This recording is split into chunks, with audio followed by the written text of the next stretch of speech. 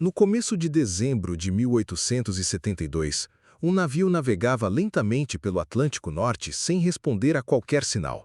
As velas ainda estavam abertas e parte da carga permanecia intacta no porão. Quando uma equipe finalmente embarcou para inspecionar a embarcação, encontrou um silêncio absoluto. Nenhum corpo, nenhuma marca de combate, nenhum sinal de saque, nenhuma voz respondia. Somente depois ficou claro que ninguém permanecia a bordo. O capitão, sua esposa e a pequena Sofia e 7 tripulantes experientes haviam desaparecido sem deixar um único relato sobre seus últimos momentos. Restava apenas um navio cruzando sozinho o Atlântico Norte, sem ninguém para comandá-lo. É justamente aqui que o verdadeiro mistério começa. O que poderia convencer uma tripulação experiente a abandonar uma embarcação que ainda seguia flutuando?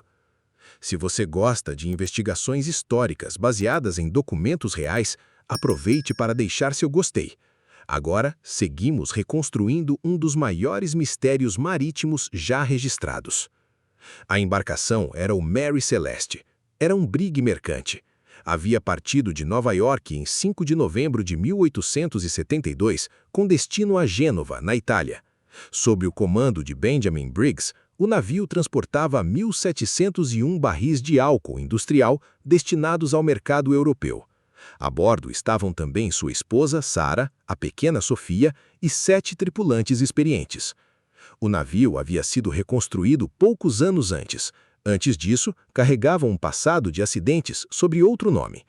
Nada indicava, porém, que aquela viagem terminaria de forma tão diferente. Talvez você tenha ouvido que encontraram comida quente sobre a mesa e café recém-servido ao chegarem a bordo, mas os documentos oficiais contam uma história bem diferente. O caso só começou a ganhar contornos realmente incomuns quase um mês depois da partida. Em 4 de dezembro, o navio Dei Gratia avistou uma embarcação navegando de maneira irregular. O encontro ocorreu entre os Açores e a costa portuguesa.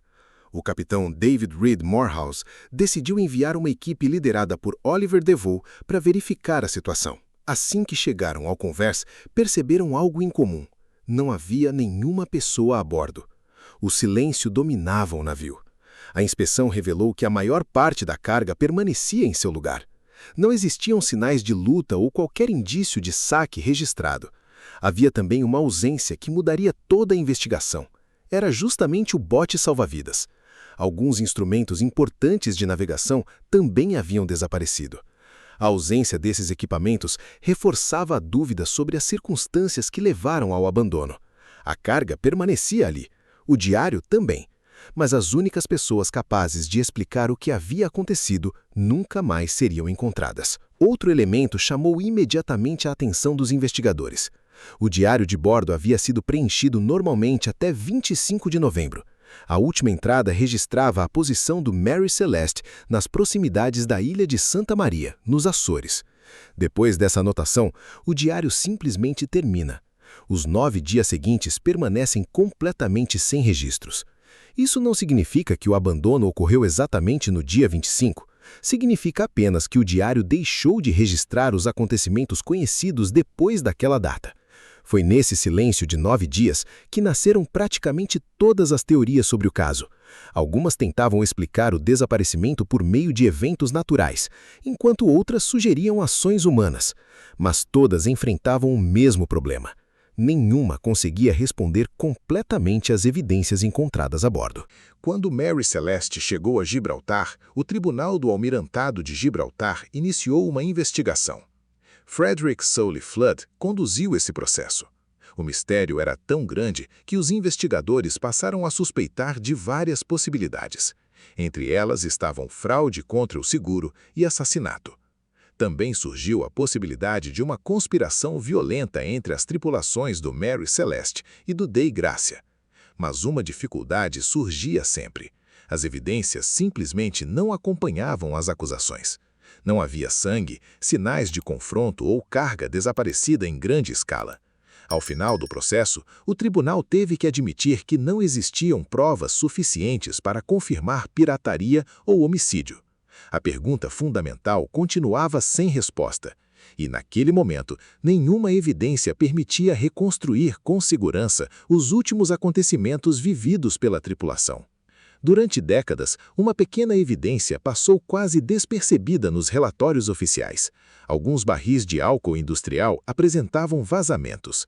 Por muito tempo, esse detalhe apareceu apenas como uma observação técnica. Anos depois, engenheiros navais perceberam que justamente esse detalhe poderia mudar toda a interpretação do caso. Pesquisadores modernos sustentam que, em determinadas condições, vapores inflamáveis poderiam ter se acumulado parcialmente no porão. Se Benjamin Briggs interpretou aquele cenário como um risco imediato de explosão, a decisão poderia parecer prudente. Nesse caso, ele teria abandonado temporariamente o navio utilizando o bote salva-vidas. Ainda assim, nenhuma explosão foi identificada posteriormente, mantendo essa explicação apenas como uma hipótese. Essa hipótese, porém, também enfrenta dificuldades quando comparada às evidências encontradas a bordo. O Mary Celeste apresentava pequenas avarias, certa quantidade de água no porão e alguns equipamentos faltantes. Apesar disso, a quantidade de água não indicava risco imediato de afundamento. Alguns pesquisadores discutem um possível erro de avaliação das condições do mar. Isso pode ter levado Briggs a afastar temporariamente sua família e a tripulação no bote. Se essa tentativa realmente aconteceu, algo no mar pode ter impedido que o bote alcançasse novamente a embarcação. E lembra daquela famosa história da comida fumegante sobre a mesa que mencionei no início? Ela simplesmente nunca apareceu nos registros oficiais. Ela surgiu anos depois, criada pela literatura, por filmes e pela cultura popular. O mesmo aconteceu com histórias sobre o Triângulo das Bermudas, localizado a milhares de quilômetros dali.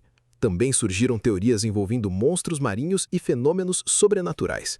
Narrativas que tornaram o caso famoso, mas que não encontram nenhum respaldo na documentação preservada desde o século XIX. Cada hipótese parece resolver parte do quebra-cabeça, mas logo surge uma nova dificuldade. O medo de uma explosão explicaria o abandono, mas não explica o desaparecimento definitivo da tripulação sem deixar rastros. Uma tempestade poderia justificar a saída emergencial para o bote, mas não existem registros climáticos capazes de confirmá-la. Já a hipótese de um crime esbarra na completa ausência de marcas de violência ou roubo.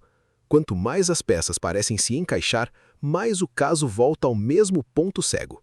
Depois de mais de 150 anos, o maior consenso entre os historiadores não está na causa do abandono, está justamente naquilo que nunca conseguiram provar.